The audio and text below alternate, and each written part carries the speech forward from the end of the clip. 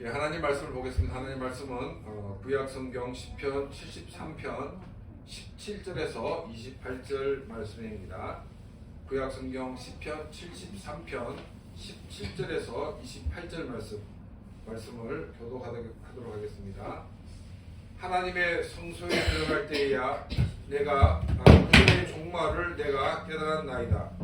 그래서 참으로 그들을 미끄러운 곳에 두시며 파멸에 던지시니 그들이 어찌하여 그리 갑자기 황폐되었는가 놀랄 정도로 그들은 전멸하였나이다. 주여 사람이 깬 후에는 꿈을 무시함 같이 주께서 계신 후에는 그들의 형상을 멸시하시리다. 내 마음이 산란하며 내 양심이 찔렸나이다. 내가 이같이 우매무지함으로 주 앞에 짐승이 오나 내가 항상 주와 함께하니 주께서 내 오른손을 붙드셨나이다. 주의 교훈으로 나를 인도하시고 후에는 영광으로 나를 영접하시리니 하늘에서는 주 외에 누가 내게 있으리요 땅에서는 주밖에 내가 사모할 이가 없나이다. 내 육체와 마음은 쇠약하나 하나님은 내 마음의 반석이시요 영원한 숨기시리라.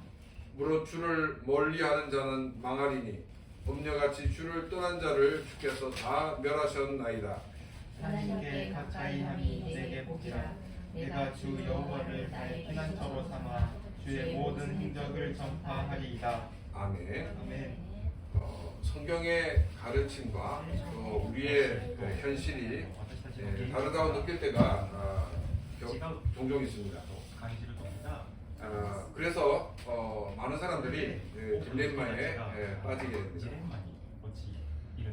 딜레마에 빠진 것에 대해 어떤 분들은 신앙이 없어서 생기는 것이라고 이렇게 말을 하는 사람들이 있습니다. 아니 믿습니다 하고 나가면 되는 것이지 고민할 필요가 무엇이 있느냐 하는 것입니다. 그러니까 이분들은 이제 고민 자체가 불신앙이라는 것입니다. 이런 분위기 속에서 이 딜레마에 빠진 사람들은 어디에 호소할 곳이 없는 경우가 많아지게 됩니다. 그래서 이 딜레마에서 빠져나오지 못하고 신앙을 떠나는 사람들도 있게 됩니다. 딜레마에 빠진 것이 신앙이 없는 것이라고 비난하지만은 신앙이 전혀 없는 사람에게는 오히려 이런 딜레마에 빠지지 않는다는 것입니다. 신앙이 있기 때문에 성경의 가르침대로 살려고 노력을 합니다. 우리가 신앙으로 살려고 할 때 우리에게 부딪히는 현실을 잘 극복하는 경우도 있습니다. 이럴 경우에는 딜레마에 빠지지 않습니다. 그런데 성경의 원리를 가지고 아무리 살아도 현실의 문제가 해결되지 않는 경우, 또 이런 일들이 자주 발생할 경우에 사람들은 이 딜레마에 빠지게 된다는 것입니다. 그래서 우리는 이 신앙의 딜레마에 빠진 사람들을 우리가 꾸짖기 보다는 그들이 놓치고 있는 이 진리의 말씀이 무엇인가를 알게 해야 되고 또 자신이 알아야 한다는 것입니다. 이것이 바로 신앙 선배들이 가져야 되는 자세입니다. 딜레마에 빠진 사람들을 만나게 되면 그들을 격려하시겠고 이런 과정을 통해서 더 성숙한 믿음으로 나가는 것이라고 위로해 주시기를 바랍니다. 만일 자신이 딜레마에 빠져 있다면 자신의 문제를 스스로 해결할 수 없지만 그러나 우리는 이 일을 통해서 하나님은 나를 성숙시킨다는 것을 믿고 나가시기를 바랍니다. 이 신앙과 현실의 그 딜레마를 고민한다고 그 문제가 해결되는 것이 아니라는 것입니다. 오히려 고민하면 할수록 더 깊은 수렁에 빠져들게 됩니다. 그래서 혼자 고민하게 둬서는 안 된다는 것입니다. 조금 전에 말했던 것처럼 주변에 사람이 없어서 스스로 그런 딜레마에 빠져 있을 때는 이제 고민하는 것을 멈춰야 합니다. 그래서 고민하기보다는 이제까지 성경을 읽고 묵상했던 가운데 자신이 놓쳐버린 것이 무엇인가를 찾아야 합니다. 자신이 듣고 싶은 것만 듣고 있지 않았는가? 자신이 보고 싶은 것만 보고 있지 않았는가? 또 자신의 경험과 선입관으로 성경이 우리에게 말하고 있는 것을 놓쳐버리는 것이 없는가를 찾아야 하는 것입니다. 또 성경은 성경이 기록될 당대의 사람들만을 위해 기록된 것이 아닙니다. 주님이 오실 때까지 성경은 우리에게 계속적으로 말씀을 하고 계십니다. 신비한 체험은 일시적으로 우리를 자극하지만 지속적인 믿음으로 성장시키지 못하고 있습니다. 신비한 체험들은 신앙으로 돌아서는 계기는 마련해 줄 수 있지만은 전 인격적인 신앙으로 성장하게 하지 못한다는 것입니다. 하나님의 말씀인 성경만이 우리의 신앙을 바르게 성장시켜주는 것입니다. 물론 기도도 신앙을 성장시키는데 빼놓을 수 없는 것입니다. 성경을 읽고 묵상하는 것과 함께 기도해야 합니다. 우리는 이 기도라고 할 때는 대부다가 이 펜타코스트 교단의 어떤 기도를 떠올리고 있습니다. 기도라는 것은 자신이 원하는 것을 하나님께 구하는 것이 아닙니다. 기도는 하나님께 자신의 모든 것을 맡기는 위입장과 같은 것입니다. 우리가 묵상한 말씀이 나의 것이 되기 위해서 나의 힘으로 주신 말씀대로 살려고 노력하는 것이 아니라 하나님께 맡겨야 한다는 것입니다. 그래서 하나님 주신 힘으로 말씀을 지키고 그 말씀 가운데 승리하는 삶을 살 때 우리는 더 성장하고 성숙한 크리스찬이 되어지는 것입니다. 이스라엘 백성들이 출애굽을 하고 40년간 광야 생활을 하였습니다. 그리고 이제 요단강 앞에 서게 되었습니다. 그때 하나님이 말씀을 주셨습니다. 그 말씀이 뭐냐면 요단강을 건너가라고 말씀하셨습니다. 요단강을 건너가라고 말씀하실 때 요단강 앞에 큰 배가 준비되어 있던 것이 아니었습니다. 또 요단강에 임시 다리가 설치되어 있는 것도 아니었습니다. 홍해를 건널 때는 하나님께서는 이 홍해를 가르고 난 다음에 그곳을 건너가라고 하셨습니다. 다른 말로 얘기하면 현실 앞에서 그 현실의 문제를 해결하고 그리고 그 길로 걸어가라고 말씀을 하셨다는 것입니다. 근데 요단강 앞에서는 하나님은 아무것도 행하지 아니하시고 그냥 건너가라고 말씀을 하셨습니다. 현실의 문제가 지금 해결되지 않습니다. 아니 저물을 그 강을 건너가면 우리가 다 죽지 않습니까?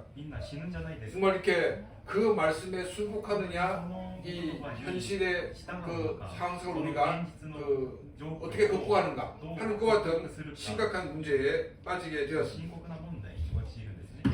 근데 하나님은 건너가라고 말씀하셨습니다. 이스라엘 백성들이 그 강에 발을 디딜 때 강물이 물러갔다라고 말하였습니다. 현실의 문제가 해결되고 난 다음에 신앙의 행동이 우회해진 것이 아니라 신앙으로 결단해 나갈 때 문제가 해결되어서 나갔다는 것입니다. 우리의 삶 속에서 우리는 이때 주여 믿습니다 하고 나가야 됩니다. 그런데 우리가 여러 가지 많은 일들을 만나게 됐을 때 주여 믿습니다 하고 나갔지만은 그 일들이 제대로 풀리지 않을 경우가 많이 있습니다. 아니 분명히 믿습니다 하고 나가면 이 요단강이 갈라진 것처럼 나의 모든 일들이 잘 될 줄 알았는데 잘 되지 않았다는 것입니다. 그 이유가 무엇이냐면 나의 욕심이 있었기 때문입니다. 그래서 우리는 이것이 나의 욕심인지 하나님의 뜻인지 이것을 잘 구별하지 못할 경우가 많이 있습니다. 하나님의 뜻일 때는 주여 믿습니다라고 나갔을 때 문제가 해결됩니다. 근데 나의 욕심일 때는 일이 잘 풀리지 않는다는 것입니다. 우리는 이것이 나의 욕심인지 하나님의 뜻인지를 구별을 해야 됩니다. 이것을 구별하기 필요한 것이 바로 하나님의 말씀인 성경입니다. 말씀을 통해서 정말 내가 가지고 있는 이것이 나의 욕심인지 하나님의 뜻인지를 우리는 구별해야 됩니다. 말씀을 묵상할 때 그 말씀을 자꾸 합리화시켜서는 안 됩니다. 말씀을 객관적으로 봐야 되고 그 객관적인 그 말씀을 통해서 나에게 말씀하신 그 하나님의 음성을 들어야 한다는 것입니다. 시편기자는 하나님 앞에서 읽고 묵상한 그 말씀을 통해서 하나님의 계획과 하나님의 섭리를 발견하는 기회가 되었습니다. 하나님의 말씀을 통해 날마다 새로워지는 그런 삶이 되시기를 바랍니다. 오늘은 이 시편 73편 17절에서 마지막 절까지 말씀을 통해서 딜레마 가운데서도 우리를 붙드시는 하나님에 대해서 함께 묵상을 해보고자 합니다. 17절에서 19절 말씀입니다. 하나님의 성소에 들어갈 때에야 그들의 종말을 내가 깨달았나이다. 주께서 참으로 그들을 미끄러운 곳에 두시며 파멸에 던지시니 그들이 어찌하여 그리 갑자기 황폐했는가 놀랄 정도로 그들은 전멸하였나이다. 17절에서 이 하나님 앞에 다시 서게 된 것이 자신이 가진 딜레마를 극복하는 계기가 되었다라고 말하고 있습니다. 악인들이 고난도 받지 않고 더 풍성한 삶을 살고 있는 것을 보았을 때 자신은 신앙의 명제를 붙들고 있지만 여러 가지 힘들고 어려운 일을 만나는 그 상황 속에서 많은 시험거리가 되었다는 것입니다. 그러나 하나님 앞에 서게 되었을 때 모든 고민이 사라졌습니다. 왜냐하면 악인의 결과가 어떤 것인가를 분명히 알게 되었기 때문입니다. 시편기자는 악인의 모습을 보고 미끄러질 뻔하였다, 또 넘어질 뻔하였다라고 말하고 있습니다. 그렇지만 악인의 삶은 그 악인의 형통함이 그들의 삶을 파멸로 미끄러지게 하는 그런 장치였다는 것을 시편기자는 알게 되었다는 것입니다. 시편기자는 미끄러질 뻔하였지 실제로 미끄러진 것이 아니었습니다. 넘어질 뻔하였지 또 실제로 넘어지지 않았습니다. 그러나 악인의 형통함은 더 빨리 파멸로 미끄러지기 위한 발판이었다는 것을 깨닫게 되었다는 것입니다. 19절 말씀을 보게 되면 악인의 파멸이 갑자기 찾아온 것을 우리에게 말하고 있습니다. 악인들이 형통하고 편안하게 죽는 것처럼 보였지만은 파멸이 갑자기 찾아와서 많은 사람들이 놀랄 정도였다라고 말하고 있습니다. 악인들은 고난이 없고 형통한 삶을 살고 죽을 때도 편안히 죽는 것처럼 보인 것은 악인의 실제적인 모습이 아니었습니다. 악인들의 그 원행이 우리들에게 많은 착시를 주었던 것입니다. 영원할 것만 같은 권력이 한순간에 무너지는 것을 우리는 역사 가운데 많이 보았습니다. 이처럼 영원할 것 같은 악은 일순간에 파멸되고 만다는 것을 우리는 기억해야 됩니다. 악을 통해 누리는 모든 것을 부러워하는 삶이 되어서는 안 된다는 것입니다. 하나님의 말씀을 붙드는 것 때문에 힘들고 어려운 일을 만나도 내가 이 말씀을 놓지 않고 끝까지 붙들고 사는 것에 감사하며 사는 삶이 되시기를 바랍니다. 20절 말씀입니다. 주여 사람이 깬 후에는 꿈을 무시한 같이 주께서 깨신 후에는 그들의 형상을 멸시하시리이다. 어떤 사람들은 자신은 꿈을 꾸지 않는다 이렇게 말을 합니다. 그런데 모든 사람들은 다 꿈을 꾸고 있습니다. 그런데 꿈을 꾸지 않았다고 하는 사람들은 꿈을 기억을 하고 있지 못할 뿐입니다. 꿈을 꾸어도 자신이 무슨 꿈을 꾼지도 모르는 그런 가운데 있다고 보면 꿈은 아무 가치가 없다는 것입니다. 또 기억에 남는 경우도 있습니다. 그렇지만 잠에서 깨어나면 그것을 잊어버리고 만다는 것입니다. 간혹 이제 꿈에 집착을 하는 사람들이 있습니다. 그래서 이 꿈이 나에게 준 의미가 무엇인가를 찾는 그런 사람들이 많이 있습니다. 그래서 아니 왜 꿈에 그렇게 집착을 하냐라고 물어보면 자신은 이 꿈을 꾸면 반드시 그 꿈대로 된다. 그렇기 때문에 그 꿈에 대해서 깊이 생각한다라고 이야기를 하고 있습니다. 구약 시대에는 하나님께서 꿈을 통해서 혹은 환상을 통해서 하나님의 뜻을 보여주셨습니다. 사무엘 시대에 들어오면서 하나님은 하나님의 말씀으로 하나님의 뜻을 보여주셨습니다. 신구약 성경 안에 하나님의 뜻이 다 들어 있다는 것입니다. 더 이상 하나님은 꿈이나 이상을 통해서 말씀하지 않으신다는 것입니다. 꿈을 통해 나의 미래를 내가 보더라도 우리는 그 꿈을 의존해서는 안 된다는 것입니다. 우리는 나에게 주신 이 하나님의 말씀을 통해서 나에게 말씀하시는 그 하나님의 뜻이 무엇인가를 우리는 찾아야 한다는 것입니다. 다시 본문에 돌아와서 우리가 꿈에서 왕으로 지냈습니다. 깨어나면 자신의 원래의 모습으로 돌아간다. 이처럼 악인의 번영은 꿈과 같다 하는 것입니다. 악인이 누리는 모든 것은 깨어나면 사라지는 꿈과 같은 그런 허무한 것임을 시편 기자는 말하고 있습니다. 성경 다른 곳에서는 하나님은 주무시지도 않는다라고 말하고 있습니다. 그런데 오늘 시편 기자가 뭐라고 얘기하냐면 하나님이 마치 주무시다가 깨어난 그런 모습을 보여주고 있습니다. 하나님이 깨어나시면 이 악인들은 사라져 버릴 것이라고 말을 하고 있습니다. 이것은 하나님이 주무신다는 그런 말이 아니라 악인의 번영이 마치 꿈과 같이 허상인 것을 우리에게 말하고 있습니다. 하나님의 때가 되면 영원할 것만 같은 악을 행하던 사람들이 누렸던 모든 것들은 사라지고 만다는 것입니다. 21절부터 23절 말씀입니다. 내 마음이 산란하여 내 양심이 찔렸나이다. 내가 이같이 우매에 무지함으로 주 앞에 짐승이 오나 내가 항상 주와 함께하니 주께서 내 오른손을 붙드셨나이다. 영원할 것만 같은 그 악이 사라지고 난 다음에 이 시편기자는 자기의 양심에 깊은 찔림을 받았다라고 말하고 있습니다.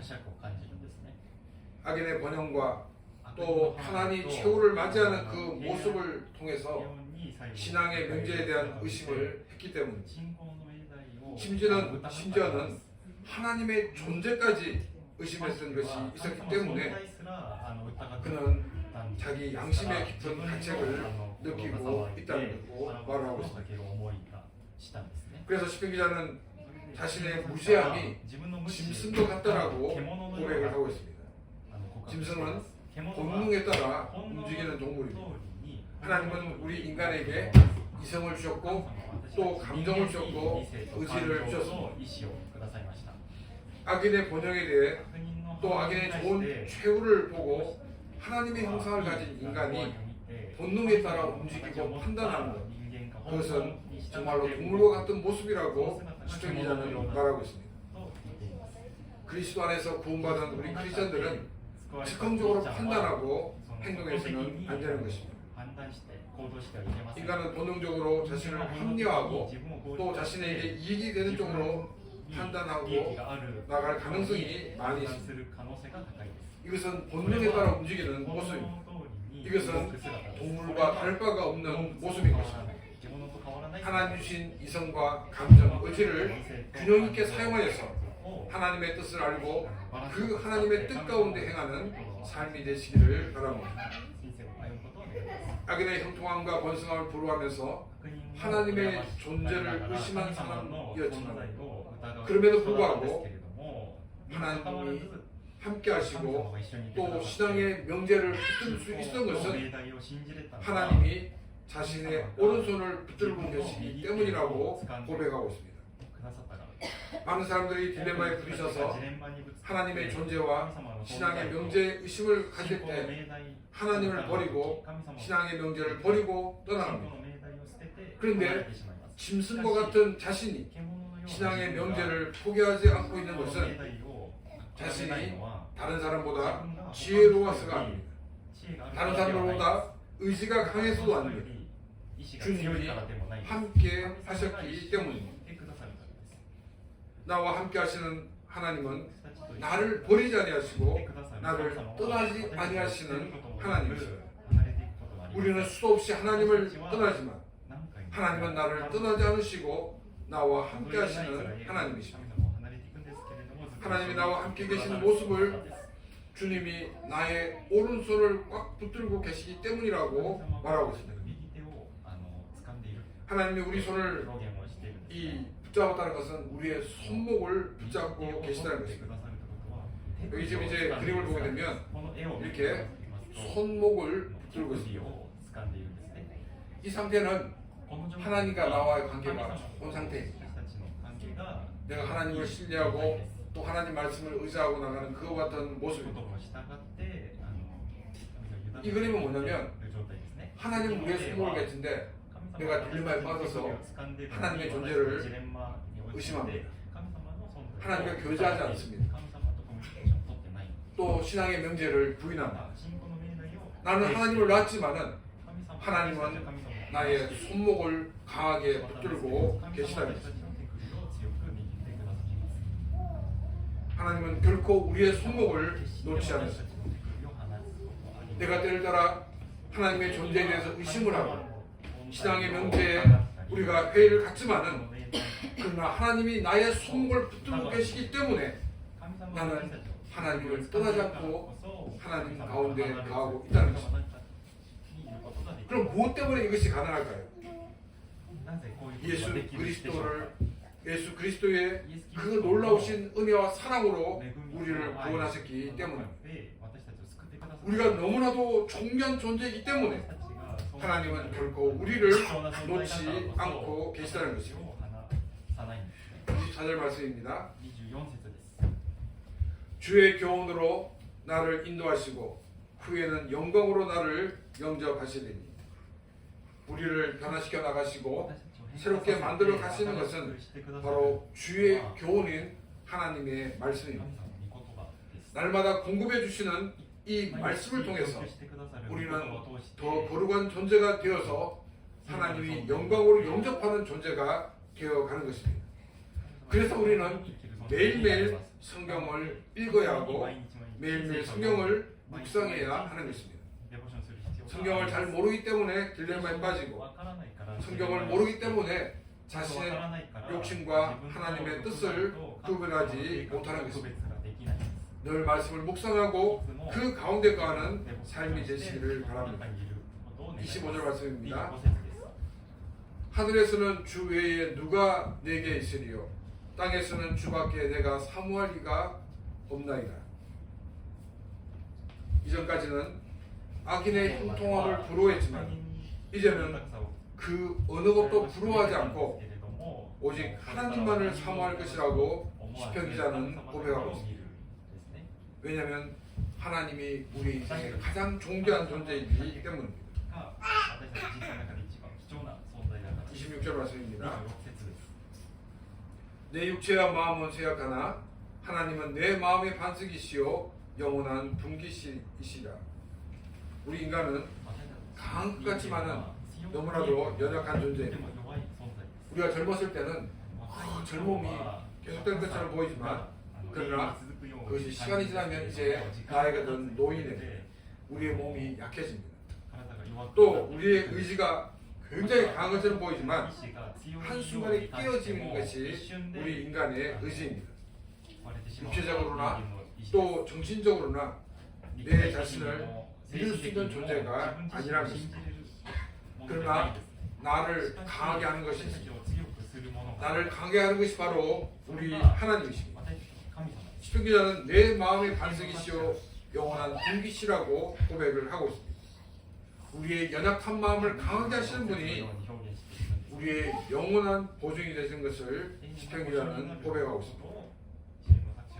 자신의 마음 또 자신의 힘을 의지하지 마시고 우리의 반석 되시는 우리 하나님께 모든 것을 맡기고 나가는 그런 귀한 삶이 되시기를 바랍니다. 27절 말씀입니다. 무릇 주를 멀리하는 자는 망하리니 음녀같이 주를 떠난 자를 주께서 다 멸하셨나이다. 우리 하나님을 멀리하는 사람들은 다 망할 것이라고 말하고 있습니다. 여기서 엄녀같이 주를 떠난 자는 하나님에 대한 신앙을 가졌다가 신앙을 저버린 사람을 말하고 있습니다. 27절 소도에 말하고 있는 주를 멀리 떠난 사람은 아예 그 신앙에 발을 디뎌놓지 않은 사람을 말하고 있습니다.